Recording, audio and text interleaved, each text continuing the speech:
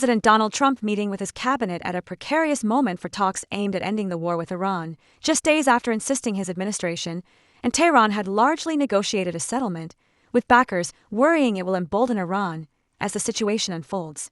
And Middleton, a conservative state senator and oil and gas executive, defeating U.S. Representative Chip Roy and the GOP Attorney General Runoff after putting over $16 million of his own money into the race, as the election results are in.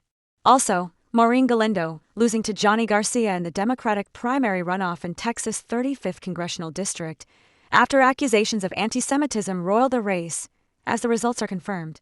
Meanwhile, Johnny Garcia, a sheriff's deputy, prevailing in the Democratic primary runoff for a South Texas House seat, defeating a progressive activist accused of anti-Semitic comments, as Democrats look to hold the seat. Next, Vietnam hosting an ASEAN forum on energy security and regional resilience, as the region looks to strengthen dialogue and cooperation, with the first 2 days of the forum focusing on key energy issues. And the UKGC launching enforcement action against illegal lotteries to protect consumers and the regulated market, with the Director of Policy revealing plans to strengthen controls. Also, Democrat Johnny Garcia winning his party's primary in Texas' 35th Congressional District, defeating a rival who had been condemned for anti-Semitic comments, as Democrats look to compete in the district. Meanwhile, Britain's cyberspying chief warning that artificial intelligence is being weaponized in ways that fall short of traditional warfare, as the West faces hybrid attacks from Russia. Next, a former Thai anti-corruption chief and ex-commissioner jailed for 3 years, each over the handling of documents linked to a luxury watch case, as the court delivers its verdict. And an Iranian Revolutionary Guards official saying the possibility of renewed war with the U.S. is low due to the enemy's weakness, as Iran stands ready against any attack. Also, Jimmy Kimmel criticizing Donald Trump for missing his son's wedding, saying the former president sent his RSVP via Truth Social as the late-night host weighs in.